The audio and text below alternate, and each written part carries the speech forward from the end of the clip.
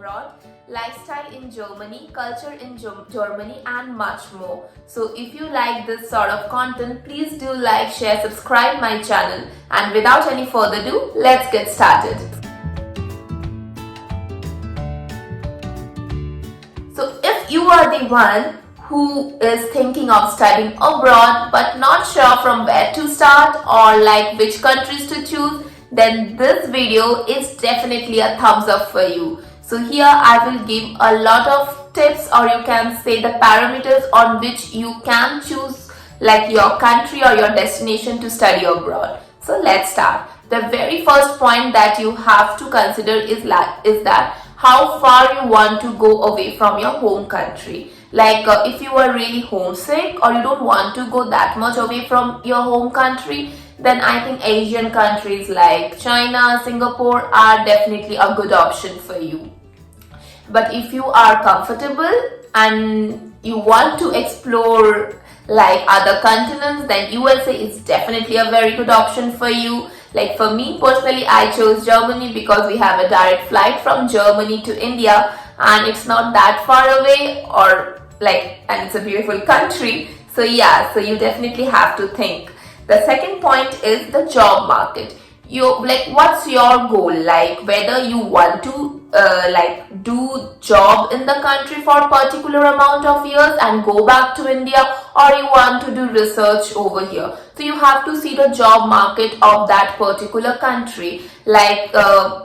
USA is definitely having the best job market, especially for IT, and also I will say different other sectors too, but I know about IT particularly, and the remuneration is very good. So yeah, so USA is definitely the topmost priority. After that, Germany is good. Switzerland is definitely good because the tax over there is really less, so you have to also research over the job market. The third point is the language. Are you comfortable with a different language speaking country like German speaking or French speaking, etc, etc? If you are comfortable with that, then you can definitely go for Germany, France, Italy, Switzerland, any European country. But if you particularly want to go to an English speaking country, that is totally fine. Then UK is your option, Ireland is your option, USA, Australia, Canada are all your options. Yeah, so the fourth point is the fee structure of your college. So I know that this is very important, I guess, because you basically have to check what is the fee structure, whether you can afford it or not. Sometimes some universities does not have any tuition fees, but they have a semester fee, so you definitely have to check. After that, I actually forgot the count. So after that, the very important point that comes is your budget or your financial constraint. How much you want to spend on your education. So if you are the one who is fine with taking a student loan or fine with spending quite a good amount of money, then blindfoldedly guys, trust me, USA is the option. They have good research options, good working culture, I would say good salary. So yeah, so I think USA is definitely a very good option. After that, if you want to opt for free education like me, so I think then Germany, Norway, Denmark, they are really good options. And if you are the one who wants to don't want to spend so much but you are fine with spending a bit, then UK, Ireland, Australia, you can definitely consider those options too. The next point is cost of living. Yeah guys, so I would definitely try to say on it because personally for me, I study in Technical University Munich and the education is totally free. But the problem is that the cost of living over here is very expensive guys. So you definitely have to consider that also, whether you are fine with so expensive cost of living, because the rent, the food in Munich is very costly compared to any small city. So you also have to consider that. Part-time job. So many countries definitely have a rule of part-time job for students. Like, so you can definitely choose those countries which have this sort of rules, like you can work over there along with your, like along with a student status. So that will be really beneficial for you. You will get some, definitely you will get some money along with it. You will get some value also. You will get some work experience. So like in Germany, definitely you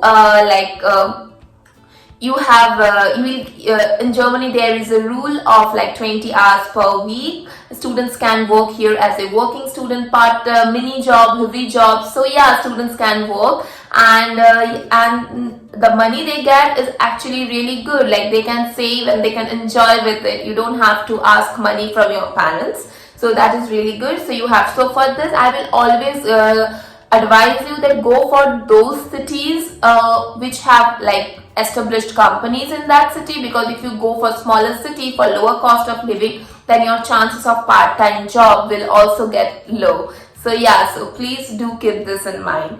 The next very point is your duration of study. How many years you want to study, like, or you want to spend in your masters. Like if you are fine with 2 years, then there are like options like USA, Germany. But if you want to complete your masters in 1 year, then UK and Ireland provide you that. I know that some German universities also provide that, but I will definitely recommend that Ireland and UK has some really good universities, guys. So yeah, so definitely you can consider those countries if you are thinking of 1 year of master's education. The next point is work permit.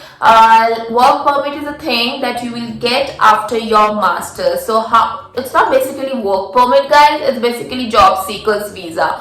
So like after your masters, how much duration the country will provide you to find you a job. Like for Germany it's 18 months, I think in Switzerland it's 6 months. So you have to check this for different countries and which one will be suitable for you. You can go to that, because this duration is very crucial for you to find a job. Yeah, the next one is that which exams you want to give, guys, like GRE, IELTS, GMAT, etc. and etc. So like in USA you will definitely need to give GRE, but in Germany you are absolutely fine with IELTS too.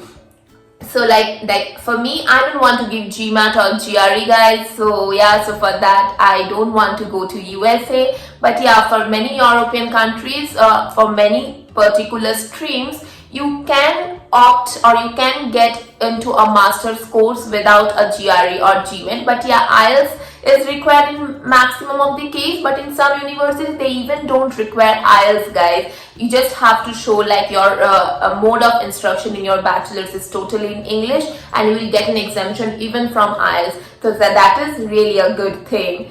So yeah, so you should consider that. And the last, that's all. Like these are some of the tips that you should, or these are some of the parameters that you should consider before choosing your study abroad. The tip or the advice I want to give you guys, that don't focus on only one country. At least focus on 2 or 3 countries, guys, because that will give you a diversification. Like personally, if I would say I had chosen like 3 countries for applying into different universities, like UK, Ireland and Germany. But Germany was my topmost priority, and then Ireland and then UK. So that will basically increase your chance, and because because that will definitely increase your chance, because I think, as it's just my opinion, that in German public universities for the English taught program, the competition is really high, but you can, I think you can easily get into Ireland and UK with good marks also. So yeah, so that's why I think you should choose